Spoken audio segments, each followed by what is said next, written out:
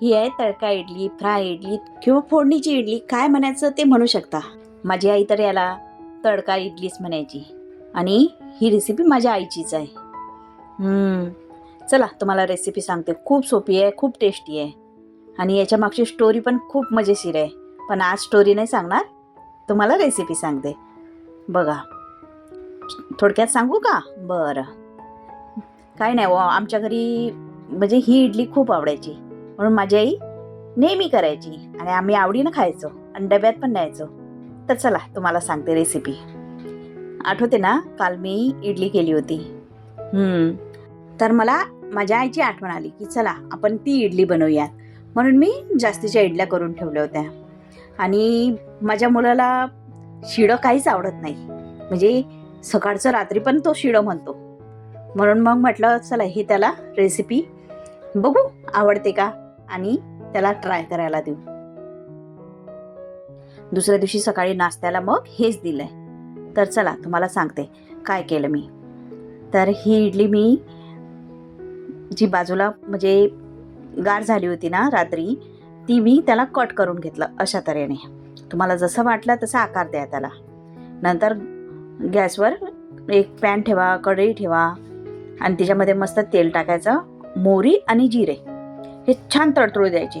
जिरे थोडे जास्तच टाका, मला खूप आवडते. आणि तिच्यात टाका मिरची, हिरवी मिरची कट करून छान बारीक बारीक कट करा. आणि कढीपत्ता.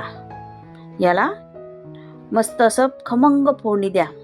फोडणी छान बसली ना की टेस्ट अशी म्हणजे खमंग लागते ना. हा. आता याच्यातच मीठ टाकायचं बरं का. हे महत्त्वाची टिप्स आहे की मीठ आधीच टाकायचं, त्याने काय टेस्ट येते ना. आता ती इडली टाकायची सर्व. ही सर्व इडली मिक्स करायचं छानपैकी. बघा, सर्व बाजूनी तेल, मोहरी, जिरं आणि मिरची याचा तडका लागू द्यायचा इडलीला. तेव्हाच इडली खाण्याची मजा वेगळी आहे. आणि फक्त 2 ते 3 मिनटं याला होऊ द्यायचं आणि नंतर घ्यायची खायला. बघा कसं ना, पूर्ण साईडने तुम्हाला दिसेल की छानपैकी जिरं मोहरी लागलेली आहे, मिरचीचा तडका.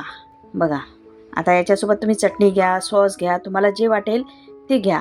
नाहीतर ही तशी पण मस्त लागते खायला. नंतर माझ्या मुलाला खायला दिली, त्याला तर खूप आवडली. बघा, एकदा हे इडलीचं सारण किंवा इडली उरली ना तर हे नक्की करून बघा, तुम्हाला नक्की आवडेल याची गॅरंटी मी देते. चला तर मग तुम्हाला माझी रेसिपी आवडल्यास लाईक करा, शेअर करा, कमेंट करा, सबस्क्राईब करा नवीन असाल तर. आणि हो, माझा व्हिडिओ पूर्ण बघितल्याबद्दल खूप खूप आभारी आहे. धन्यवाद. पुन्हा भेटूयात नवीन व्हिडिओसोबत आणि नवीन रेसिपीसोबत. ओके, चलो बाय.